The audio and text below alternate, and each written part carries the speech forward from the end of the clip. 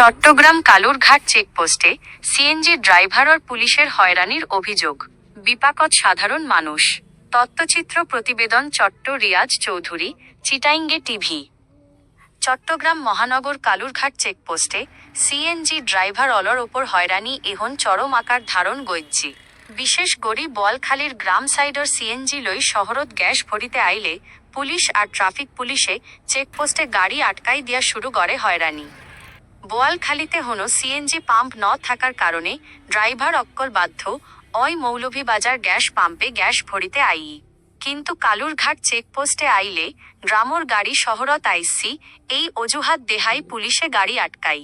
তল্লাশির নাম গড়ি ঘন্টার পর ঘন্টা বুয়াই রাহে, আর শেষমেশে টিয়া দিলেই গাড়ি ছাড়ি দে। আর যদি টিয়া ন দিলে অহেতুক মামলা দি ড্রাইভার অলরে হয়রানি গড়ে। বেশিরভাগ সিএনজি ড্রাইভার এনজিও বা ব্যাংকত্তুন ঋণ লই কিস্তিত গাড়ি চালায়। সারাদিন গাড়ি চালায় যা পায় তার এক বড় অংশ যদি পুলিশরে দি ফেলন পড়ে, তারা সংসার চালাইবু কেনে, কিস্তি দিবু কেনে? এখন তারা ঋণের টিয়া ও শোধ গড়িত ন পারের, যার কারণে ড্রাইভার অলর মাঝে চরম ক্ষোভ দেহা দিই। সিএনজি সংকটর কারণে সাধারণ মানুষের কষ্টর সীমা নাই। বিশেষ গড়ি অফিস আদালত আর কর্মস্থলত যাওন মানুষ অল সময় মতো গন্তব্যত পৌঁছাইতো ন পারের। রাস্তায় সিএনজি পাইতে ঘন্টার পর ঘন্টা খাড়া থাহুন পড়ে।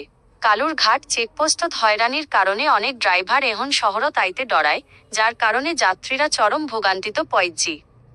ভুক্তভোগী ড্রাইভার আর সাধারণ মানুষের দাবি অবিলম্বে কালুরঘাট চেকপোস্টে অবৈধ টিয়া আদায় ও ট্রাফিক পুলিশের মিছে হয়রানি মামলা বন্ধের জোর দাবি জানাই।